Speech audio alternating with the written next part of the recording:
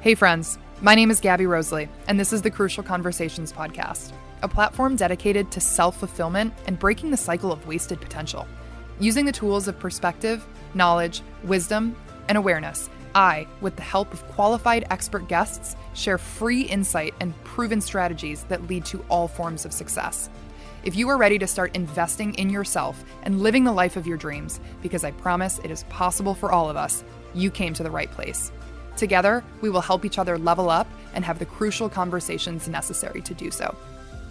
Hello, everyone, and welcome to the Crucial Conversations podcast. Thank you so much for joining us today. You definitely picked a great conversation to tap into. Today's episode is going to be all about the mind. So we're going to talk about how to manage the mind and immunize ourselves from toxic influences that are very prevalent in society today.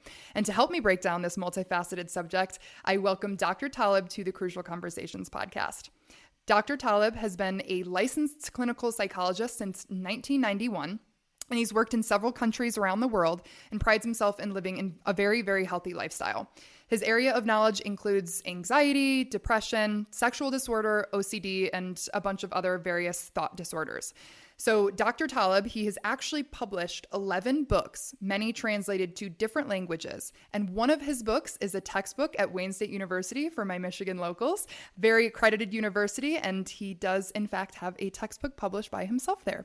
He is an international speaker in the area of mental health. So today we are going to be talking about Dr. Talib's style of treatment, his emphasis on helping the individuals who understand why he or she feels a certain way, how to rewire thought patterns, how thinking profoundly impacts the way that we feel, and how to manage the tools of our brain to do just that, which is impact how we feel. So Dr. Talib, welcome to the show. Thank you. Thank you for having me. Absolutely. So the first question that I am going to have you answer for us all here today is a very basic question. Before we get into all of these multifaceted subjects, I would like to know if you could give yourself, your past self, about 5-10 years ago maybe, or longer, one piece of advice, what would that be? Oh, using the knowledge. I will say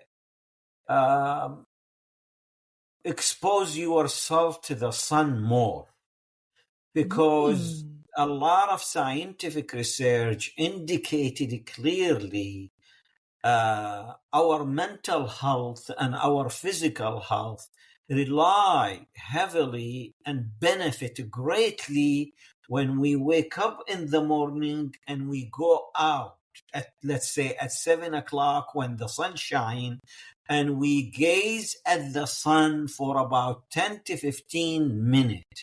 And it has a profound impact on our mental health and physical health.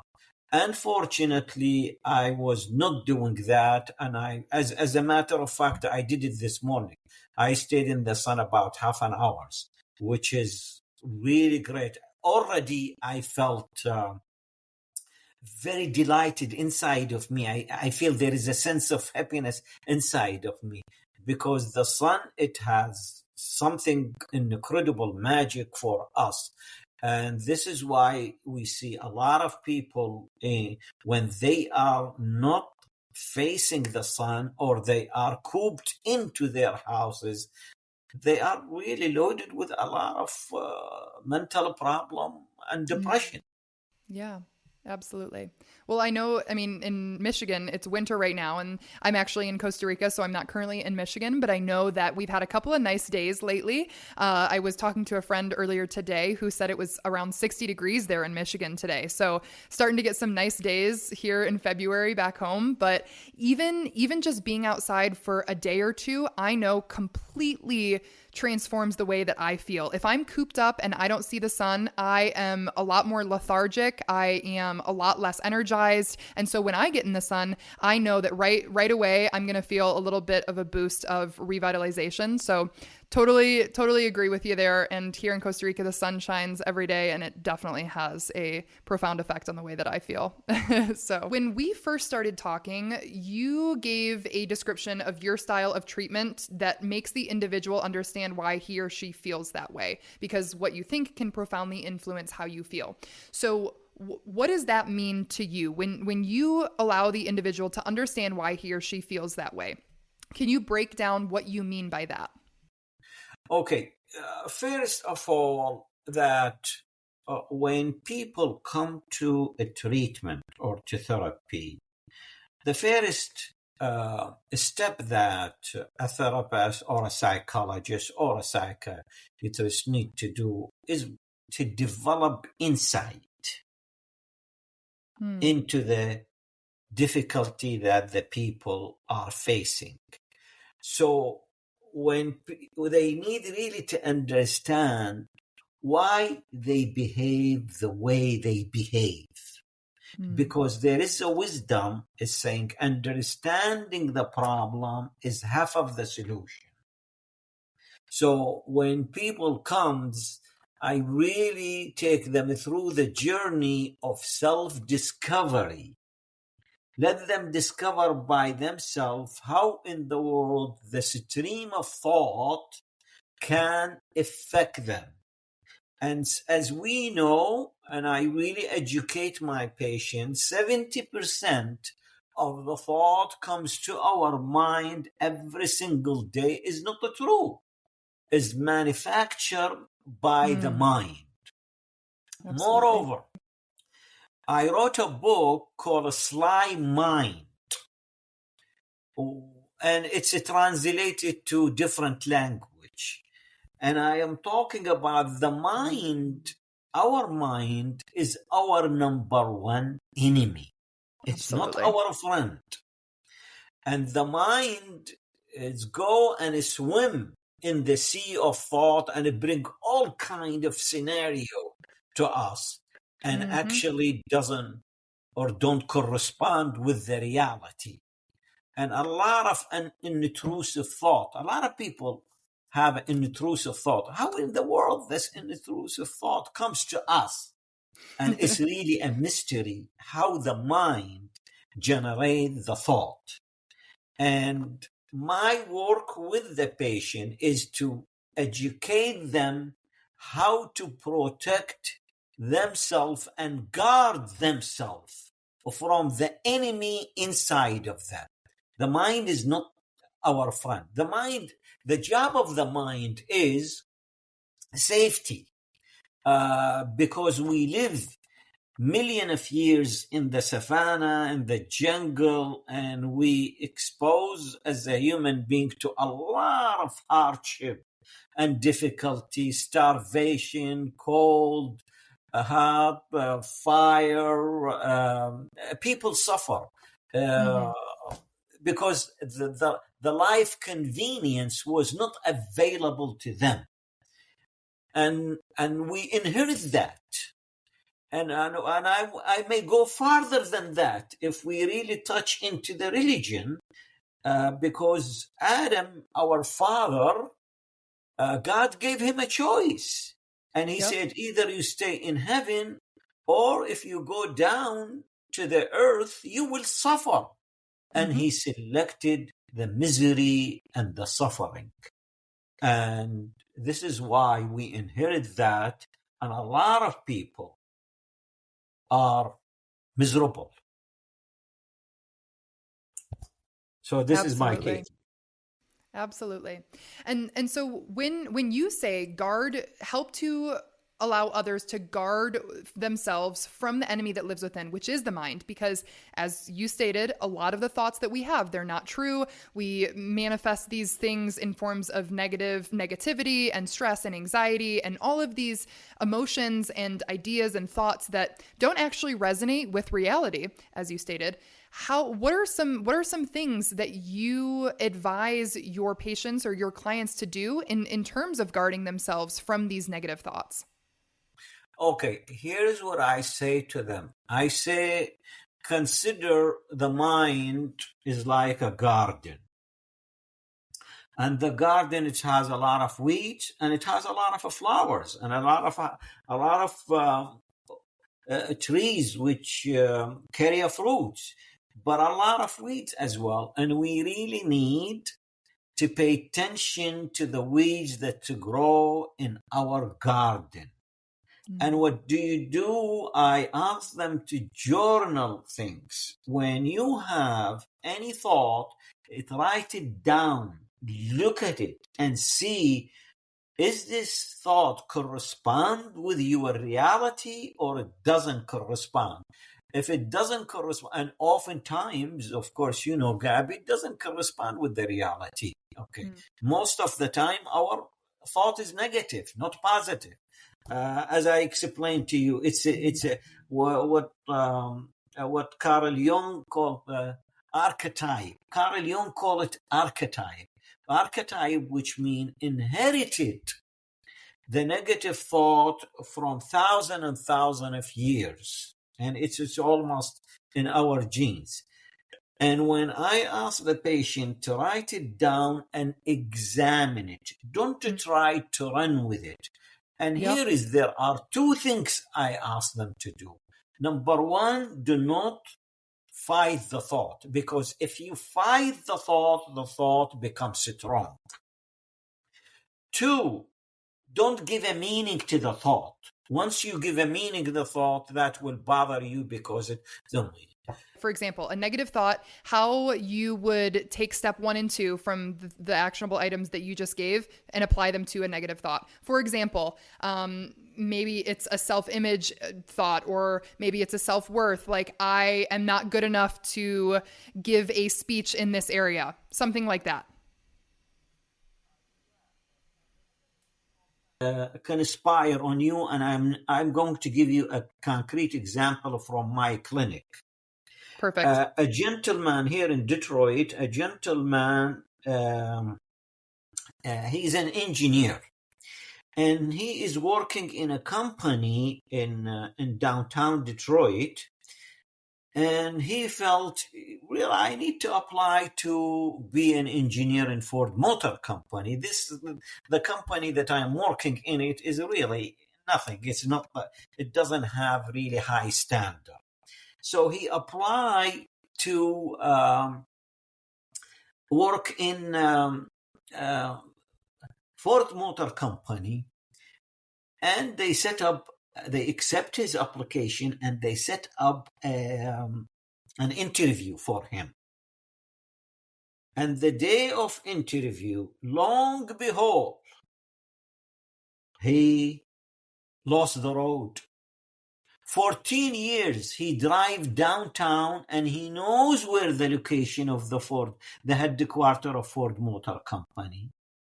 Wow. He lost the road, and he started to drive around, and he reached them. That's a story he told me about it. And he reached them 10:30, and they said to him, "Sir, it was 9 o'clock, and it seemed to me that not reliable engineer, and sorry, we closed that, and we didn't want to have it." Wow. So when he came and he told me about that, and I said, okay, here is what's happened inside of you. Inside of you, there was a struggle. Am I mediocre engineer, or I am an excellent engineer? But unfortunately, you are valuing yourself or as a mediocre engineer. This is the conspiracy in the unconscious mind, and you feel that this job is not for you because you are mediocre. But you need to give an excuse to yourself. So the mind manufacture that you really lost the road to give you an excuse, and finally you didn't get the job. So the mind can conspire on you because of your concept about yourself. Yeah. Okay. So, and I went through working with him. How can he eradicate or eliminate self-downing or the belief about himself that he is not an excellent engineer, he's a mediocre engineer? So these are the way how I think I take their piece of behavior and analyze it, because my approach is psychoanalysis or psychodynamic, but I would not pigeonhole myself in a one style of a treatment. Sure. I see what is suitable to the patient or the client, whatever you call it, and I design the treatment plan accordingly. Which I think is a sign of a good clinical psychologist, of a good doctor in any profession, in any field.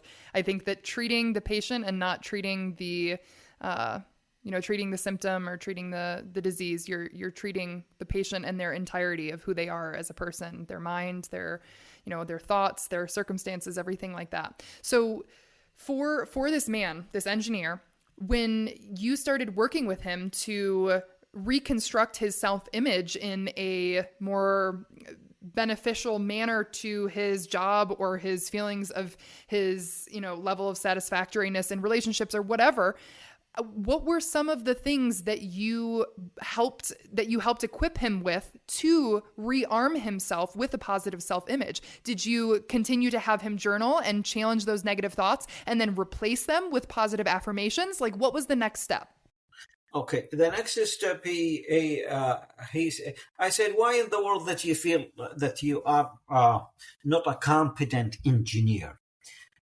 He said, because my knowledge. I said, okay, your knowledge, you can increase it by taking classes outside of your work. The second thing, I said, why in the world that you have a negative self-image about yourself? He said, because I got divorced and I lost the custody of my children. I said, okay, then this is to see what's happened. What does it transpire? Why did you get divorced? And then he told me that his wife cheated on him. And I said, this is a ground for divorce if she cheated on you. And then I started to clarify a lot of misconception that he has been holding for many years. And so the continuous asking of why do you feel this way? Why is it that you have these thoughts about your lack of knowledge? Is it because you feel like you didn't take a sufficient amount of classes in school? Is it because your relationship failed? So it sounds to me like continuing to ask the question why and being completely honest and upfront with yourself about what you're feeling and looking and analyzing inward to understand why. And it might take a little bit of time, but trying to get to the root of that problem is, to me, what seems to be your solution. Yeah, this is exactly what we do. Try to, and see, give the freedom to the patient to be free and to express and no judgment, of course, when the patient feels free in the session. And the most important, Gabi, as you know, there is no really a lot of I supervise a lot of junior psychologists, and they asked me, they said, Doc, what is the most important and most effective method of treatment? I said, the most effective method of treatment is you develop a rapport with the patient. Yes. Accept the patient without judgment. Absolutely. Whatever background came, whatever sexual orientation, whatever things they did in their life, you suspend your judgment. We accept them as the whole person. And never allow yourself to be ahead of the patient. And normally I say to them, listen, we are equal in this journey of self-discovery. Yeah. And they feel really comfortable to be friendly with them, to be open. And a lot of people, they say, share with them some personal experience. I tend to avoid that because I didn't want them to focus on my experience. I need the session that they are paying for it to focus on their personal experience. Sure. And that makes total sense. I love the emphasis that you place on building a rapport with the patient, because I feel like so many therapists nowadays tend to take the route of, I view myself as above the patient that I'm working with, and I don't establish equal playing field for the two of us to see and accept each other and build and connect on a level that allows both of you to exactly what you said, understand that we are both on the same journey of self-discovery, because that's exactly what we're all here doing, right? So I feel like establishing that rapport allows for vulnerability, which then opens up the space to be able to address some of the problems that a patient is dealing with when they feel like they have the safe space to truly let it all go. And I feel like the only way you can establish that is through true connection and opening up that, hey, this is an equal playing field. I see you, you see me, let's get into it. You know? Yeah.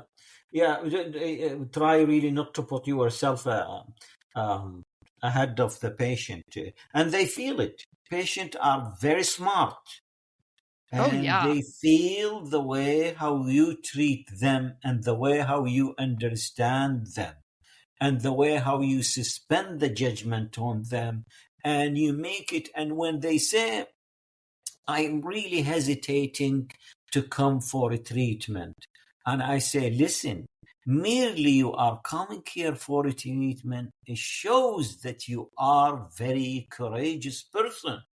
Mm-hmm. It takes a courage to come and open yourself, and so you can grow and develop yourself and be healthy individual. This is a great courage. There is no shame in it. And as you know, years and years, because I graduated in 1981, so I've been in the field for about 43 years. And at that time, people used to hesitate, Gabi, to come to treatment, because they think, well, I'm not sick, I'm not mentally ill. They consider that as a mental. And I say to them, no, it's not necessarily that. We need really not to judge ourselves that when we go to a psychologist or a social or a psychiatrist, there is something wrong with us. No. It's not necessarily there is something wrong. There is something inside of ourselves. Say, well, I really need somebody outside of myself to show me the trees. When you are in the forest, you don't see the trees. So I get you out of the forest that you can see the trees. And I give them one example. I said, well, I've been in divorce. I've been in divorce, and I really went and sought help. I went to a psychologist and I said, listen, gentlemen, I just got divorced. I'm in pain and I need a treatment. And no shame in that, actually. Absolutely. I think nowadays a lot more people are seeking someone to help them see the forest, remove themselves from the forest to help see the trees. I think that nowadays there is a lot less of a stigma that if you see a therapist, if you see a psychologist, oh, you must be crazy, right? I think it's seen as an act of self-love, because you're trying to evolve yourself into this journey of self-discovery. And like you said, sometimes you need a little bit of help. Like, we were not put on this earth to do this alone. I don't think that we were. And I think that it's beautiful that we're able to build relationship and connection with others that are going to be able to help add to this journey of self-discovery. And so seeing a therapist or a psychologist is simply an act of self-love, in my opinion. So I think that's very cool. And Gabi, because I'm a psychologist from the old generation, and the old generation, when I graduated from University of Northern Colorado in 1981, they really asked us to be in psychoanalysis. Myself, to be in analysis at least 6 months to a year, so you can know your own dysfunction. And so you cannot project your dysfunction on the patient. Yes. But unfortunately, they are not doing now this in many universities. Most of the university, they don't ask the psychologist or the psychiatrist to go into treatment themselves. So that was a constituent of your study was, hey, you have to go into treatment yourself. Yeah, that's part of the program in the 80s, that you really need to go to. You need yourself to be analyzed, so you cannot take your dysfunction or garbage and you throw it at the patient. Wow. that seems to me such an integral part of this equation. If we're going to help each other, we got to help ourselves first. I am very curious as to why they eliminated that from the process. Very interesting. I think nowadays they really don't focus on, unfortunately, which is, as I told you, I supervise a lot of junior because I'm a board certified psychologist, so I have to supervise a lot of people. They call it LLP, which is limited license psychology, and I see them. They really don't have the depth of knowledge as the old generation. And moreover, when they sit in the session with the patient, they really go along with the patient. They nod their head and they tell the patient what the patient like to hear from them. Yep. While I say to the patient, listen, you are coming here and paying me. I am not going to tell you what you like to hear from me. I am going to challenge you to the core. Yes. And in the beginning, patient become a little bit defensive, but after that, which I was talking with my patient the other day, and she said, Doc, I was going to a psychologist, and this lady, whatever I say, she said, okay, you do this, you do that. And she never challenged me. And when I came to you within 2 sessions, you really took me and hit my head with the reality. Yes. And I really appreciate that, because she said 2 sessions is equal to 8 months of therapy with this psychologist. Wow. So because what's happened, Gabby, unfortunately, they are afraid to lose the patient. Yep. And because it's a business at this point. Yeah.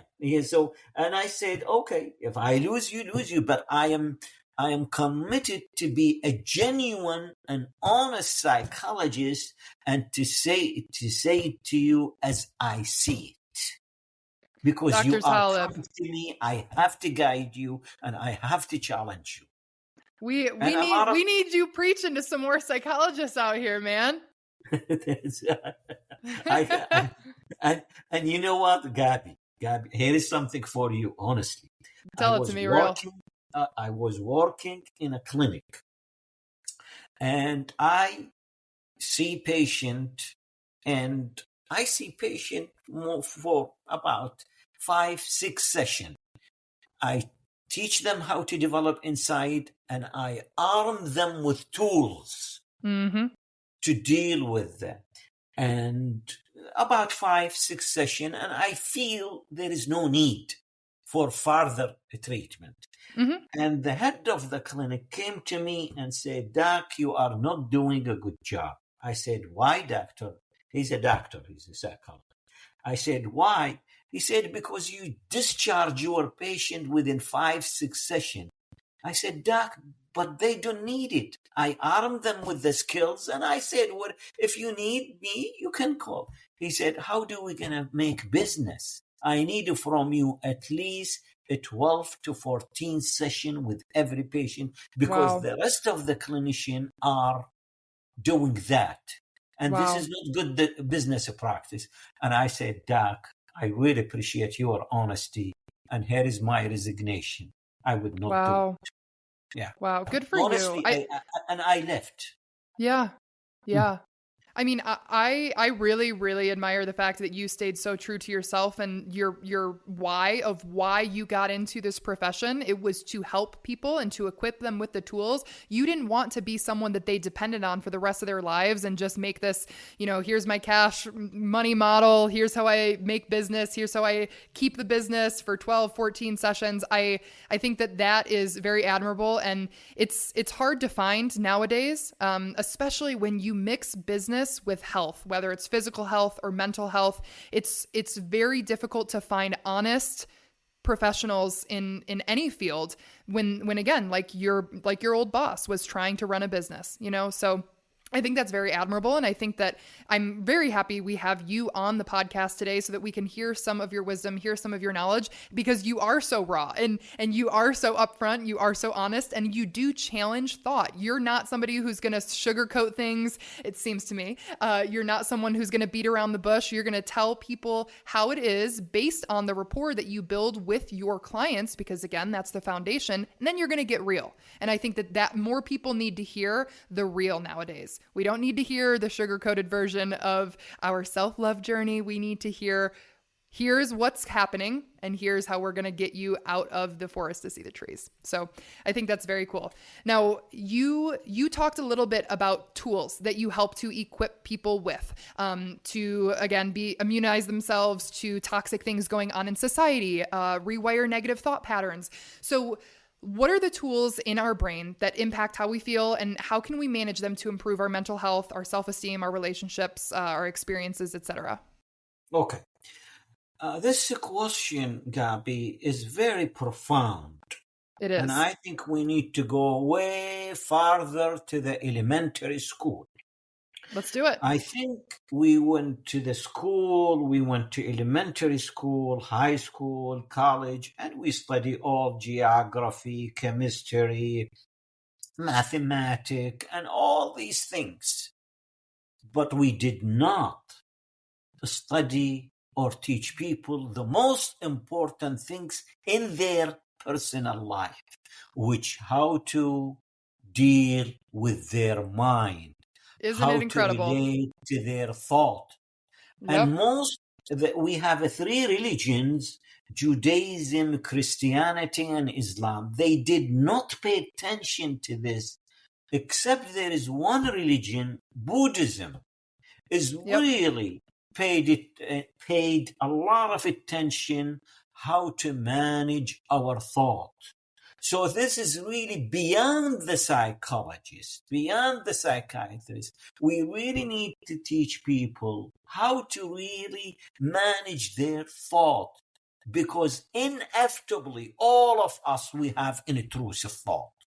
Even Absolutely. When we are kids, when you really look to the kids, 6 years old, 7 years old, they're going to tell you all these stories about that. It's in their mind, or they heard it from the society, but they don't know how to deal with it. So I think Buddhism has done a great job is to focus on to teach people how to relate to their thought, how to manage their thought, and most of the thought are negative. So this is my taking about this. Really, we have to change the curriculum. We have to change it, and we have to go back to the early school. Yes. So maybe it's tools that Buddhism, the religion, have really gone inward to deduce. What are some, like, here's a list of tools that we have in ourselves, we're already equipped with. What tools do we have to manage, to implement these practices to improve our overall well-being? The first tool is to sift out what is good and what's bad, to teach people. This is the most important. Which thought is valid and helpful, and which thought is destructive. Okay, and we might journal about those things. We might journal about those thoughts, keep a negativity journal, like, hey, here are the thoughts that I'm having. They are not serving me, and then start to challenge those thoughts, but then also the positive ones as well. If this is a thought that you're having, write it down and analyze, okay, is this helping me in feeling like I am a confident and overall satisfied human being? Yes? Awesome. Keep doing it. Yeah, absolutely. And as well as mindfulness, as you know, now it's the buzzword is mindfulness, which is a great tool, and it came from Buddhism religion, actually. And yes. And so what is mindfulness? If you can give us a basic definition, just what is mindfulness for anybody who may not know? A mindfulness is, simply speaking, when you are brushing your teeth, please focus on that act. Mm-hmm. When you are making coffee for yourself, focus on the coffee Don't let your mind swim in a different land or your horse is going all over. Yep. This is why the Buddhism call the mind is the monkey. Yes, the monkey Because mind. the monkey jump from trees to trees. Don't jump from trees to trees. It's just focus on what you do. You wash the dishes, you focus on washing the dishes. You wear your clothes, you focus on it. You talk with somebody, you focus right there. You focus on the action that you are doing right there at Absolutely. Absolutely. And I know for me, I mean, okay, in our generation nowadays, we were just talking offline about technology. I mean, it's toxic, and unfortunately, everything seems to be tied to technology nowadays. And unless you're like your man that you met in the Philippines, who you move off the grid and you completely eliminate the use of technology in your household. But we are so overstimulated nowadays. We have multitasking going on at all times. We have text messages, calls, tweets, Instagram posts. We have the news running in the back of our minds. It's constant. And so I think it has to be a conscious decision to be present in what you're doing and eliminate distractions. You have to set it up for yourself to allow yourself to be mindful. If you're washing the dishes, do you need to have music playing all the time? Do you need to have your phone in your left hand while you're washing dishes? No, you don't, because you're not then able to truly focus on the act at hand. So eliminating those distractions and stop the multitasking. I know I'm guilty of it. I multitask, and sometimes I know I shouldn't. But truly making the decision to be where you are in that present act, and you can use your senses to allow yourself to be present and ground yourself in that moment. If you're washing the dishes, how does the water feel on your hands? What do you smell? What do you see? Is there anything that you hear while you're washing the dishes? And using your senses helps me a lot to ground myself and become more mindful in the present moment. So I always like to tell people, if they are looking to practice more mindfulness, to draw on their 5 senses and ground themselves into the present moment. But another component of that is to eliminate distractions and make it easier for yourself to be mindful. Gabby, I think we are a slave now to technology. Of course. And the social media influencing us terribly. Oh, God.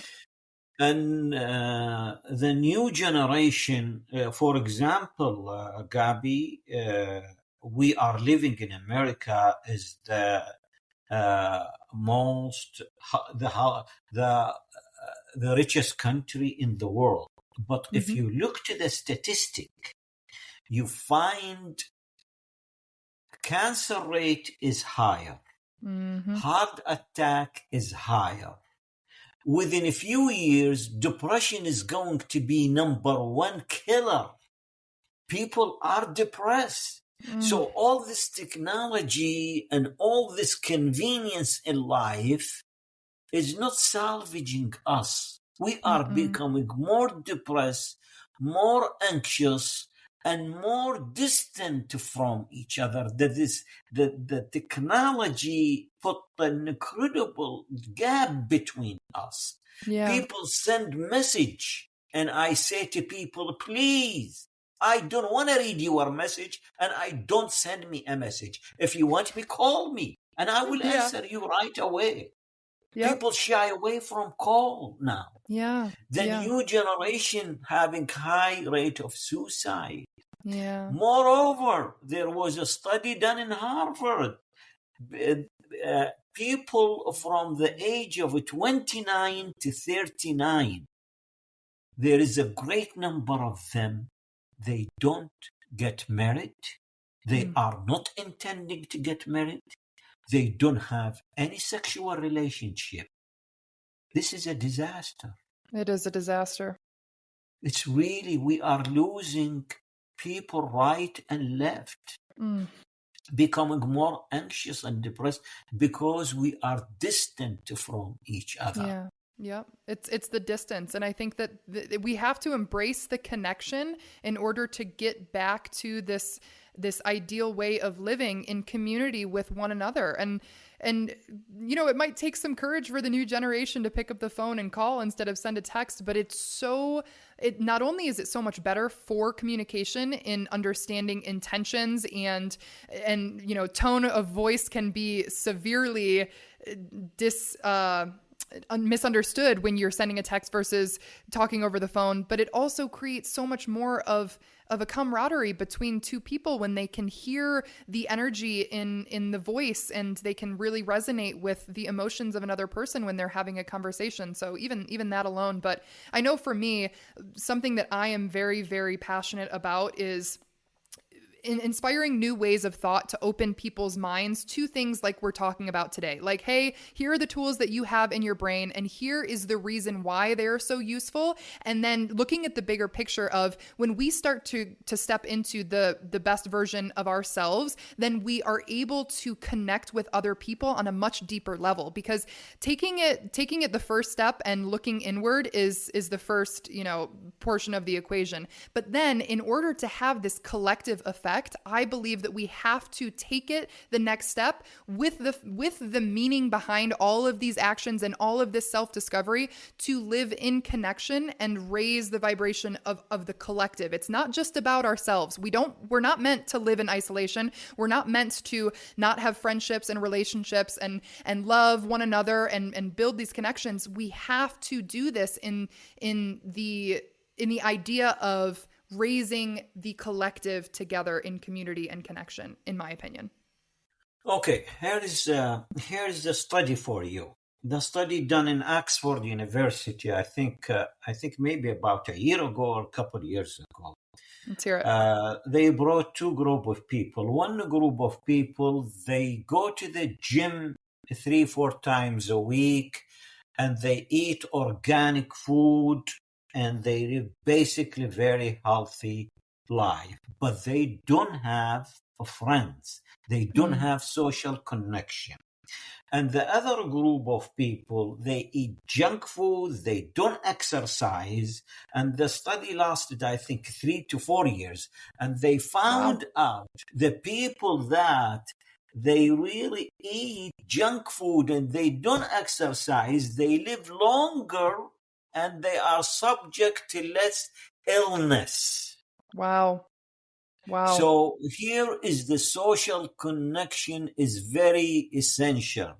And I have a book called The Psychology Behind Wellness and Illness. Is really not because I wrote the book. It's an outstanding book. And they are going to consider it as a textbook for the College of Medicine in some country. And I wrote about Lucita phenomena. There is a village in Kentucky, in Pennsylvania. A group of people came from Italy, I think in the 19th century, and they lived and they farmed. They are a farmer, and when they leave, they finish the farm in the evening. They come together and they really drink beer and chat with each other and have wonderful social life. Yeah. And about 3 generations, they live under one ceiling. And they compare those people with the other village, and they found out this village, they have never had a heart attack. Wow. Never had a stroke. They are basically very healthy because we as a human being, we need other human being. Mm-hmm. Loneliness is number one going to kill America, sadly. And we need really to salvage this society. This is wonderful society. And we really need to give people some. Unfortunately, now the new generation don't have a skill to relate to each other.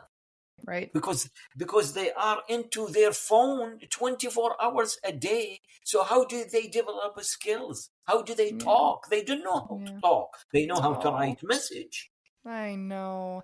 I think that there is somewhat of a shift going on. I know that for me personally, I know right off the bat, my friends and I, we talk about it all the time. I wouldn't be able to do it without my friends. They ground me into the person that I am, and they bring out great qualities in me. We get to share in amazing experiences and build lasting memories together. And life is so much better when you have people that you can share the experiences that comprise your life with. I mean, I love traveling and I love seeing new places and I love going on adventures. But what I have realized that I love even more than the act of seeing a new place or venturing or traveling to a new destination is sharing that experience with someone that I care about and someone that I love. It's the connection that allows me to actually feel even more connected and immersed in these experiences. And so placing that emphasis on those relationships is, to me, just so fundamental. And I know it's all these kids are in their phones, they're on their tablets 24/7.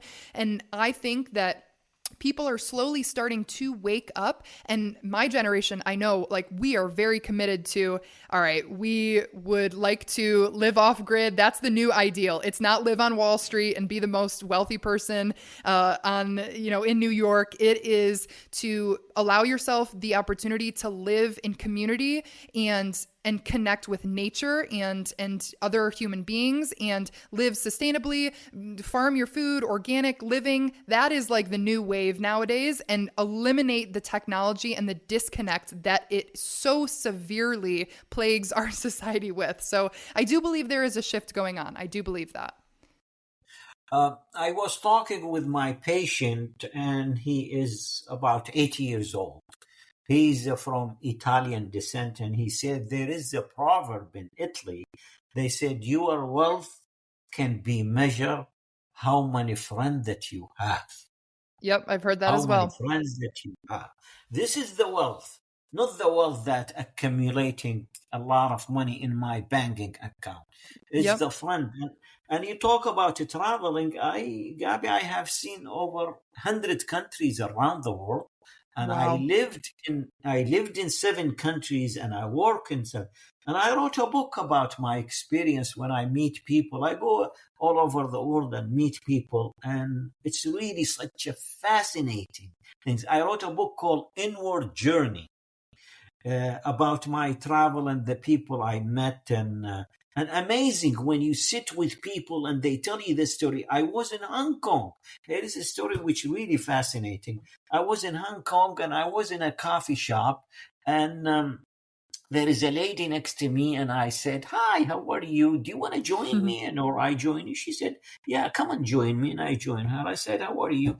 And I said, tell me the story of your life. I always, when I meet people, I really open myself to them, and I say, tell me the story of your life. Aww, and people really love that. They laugh about it. Oh, yeah, and they do. She told me she ran away from mainland China. Wow. 2 weeks in the sea, swimming. What? And holding into, if you remember, the old tire of the car used to have a tube. They call it a tube inside. If you remember that. You remember that? I can picture it. I've never driven a car with one of them, but I know what you're talking about. Yeah, it's an old style car. They have a tube which they fill it with the air. It's inside of the tire. Mm-hmm. And she had a tube, and she hold the tube. She swim during the night, and she sleep during the day, and she has a few sweets with her to last her for 2 weeks. Wow. Until she reached Hong Kong. This is an incredible experience.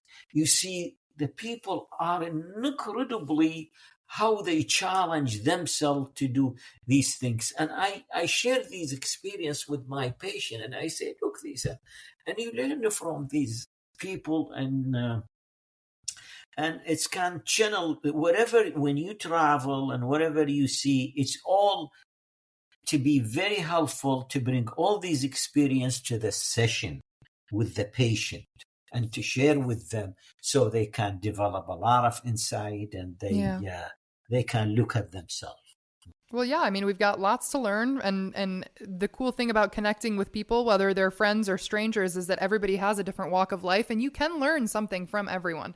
And taking the time to open up a conversation, and I love that you initiated a conversation with that woman, and that you tend to do that if you're out to eat or you're at a coffee shop or something like that, and just allowing the opportunity for that person to share some of their experiences, and then maybe you get to share some of yours, and you get to learn from each other. It's such a beautiful and mutually beneficial transaction of information and wisdom that I don't feel like people take advantage of as much as we should. But that is a whole nother topic for another day. The last question that I want to ask you today: what is the sly mind? Because we talked a little bit about your book called The Sly Mind, and how can we guard ourselves from it? We talked a little bit about like our tools that we have, but I want you to give a definition of what the sly mind is and kind of summarize, if you can, in a couple minutes or so, how we can guard ourselves from it. A sly mind. Let me pick up the book so I can tell you what is exactly the sly mind. Here it is. Okay. What I wrote in the book here is the sly mind. The structure of a human mind and its refusal to be controlled. The mischievous imp, IMP. Mm-hmm. So it refused. When you tell the mind, I want you to go in this direction, the mind say, no, I am going to go in this direction. Yeah. So the mind is always challenge you to do their own agenda. And mm-hmm. their agenda is to protect you and save and to make you safe. But I say, listen, I am not living in the savannah. Right.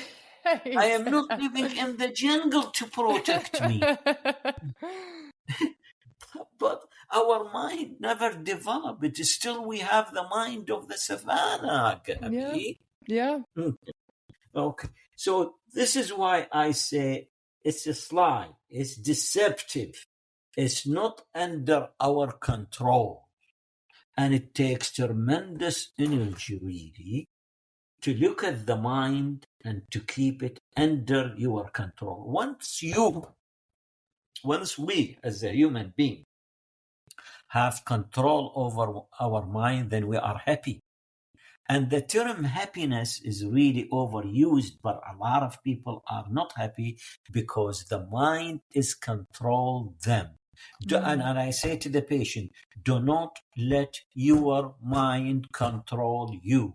You control your mind.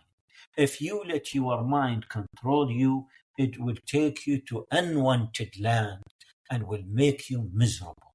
Absolutely. It's like OCD. OCD, what's happened? OCD is the mind is in control, not us in control. So this is why I call it mischievous imp and a sly. And once we know the mind is not our friend and the mind is care about our safety, then we need really to challenge the mind, and challenging the mind by meditation. Meditation is incredibly effective, which means when we meditate, we really silence the mind. The mind is not going. The job of the mind is thoughts. That's it. Mm-hmm. The language of the mind is the thought, and the language of the body is emotion. And the mind, when we meditate at least about 10 to 15 minutes a day to really develop control over, to silence the mind and to say, hey, listen, 10, 15 minutes, I'm not going to allow you to dance. Okay, I am going to be in control. And this is one of the tools that we really need to learn it in order to guard ourselves from the sly mind. Wow. I mean, the sly to me, mind is go ahead, please. The sly mind is that our father Adam left the heaven and stopped and chose to be miserable. This is our sly mind. Oh, God. Well, I mean, it sounds to me that you have to understand that, just as you said, the mind, you are not your mind. The mind is operating in its only form of knowing how to do what it does, and that is through thoughts that 70% of are negative, that we can't believe and we don't need to attach ourselves to, or our identity or our purpose to. So you have to understand that in order to control, you have to almost be on defense mode and be so attuned and aware of what's swimming in your mind, and then take the initiative to decipher whether, first of all, it actually corresponds with your current state of reality, and second of all, if it serves you. Because the cool thing that we all human beings have the capability to do, we're all wired for peak performance. Like, it's not just athletes, it's not just artists. We're all wired for peak performance, meaning we can control the mind and operate under this peaceful and joyful state of being through, all of the practices that we've kind of talked about. But we have the opportunity to flood our brains with these positive thoughts that affirm our wholeness of being, and resonate with our states of reality, and actually resonate with the forms of reality that we want to attain. Because maybe we're depressed right now, maybe we're not feeling super great about where we're at mentally, but we have the control to not only eliminate those negative thoughts and not attach value to them, but we have the opportunity to replace them with thoughts that serve our higher quality of life. And I feel like people have to be on defense mode first and foremost, and then they have to take initiative to replace those thoughts with ones that resonate with a higher state of being for themselves, whatever that means to them. There is important part about the mind, which is the unconscious mind. As you know, the mind is a conscious and unconscious mind. Mm-hmm. The unconscious mind, I call it the collection of garbage. The unconscious mind collect all the negative experience and store it. And we tend to repeat the things over and over. And we learn it in the early years of our life, whatever experience come to us. And let's say, for example, if I am depressed yesterday, I will be depressed today, because the same material is in unconscious minds and reinforce my depression. And I will be depressed tomorrow, and I will be depressed next month, because the unconscious mind is perpetuating the thought that in my mind. So we really need to go deep and clean the unconscious mind. By the age of 35, we really put everything we know about life, and the same things we repeat it over and over. The same thing that we learned in the early years, and by it's collected in our unconscious mind, and we tend to repeat it. Yep. And this is what I said when I said it's really very essential that we need to teach the kids in the early years of their life how to manage the thought that has come to their mind.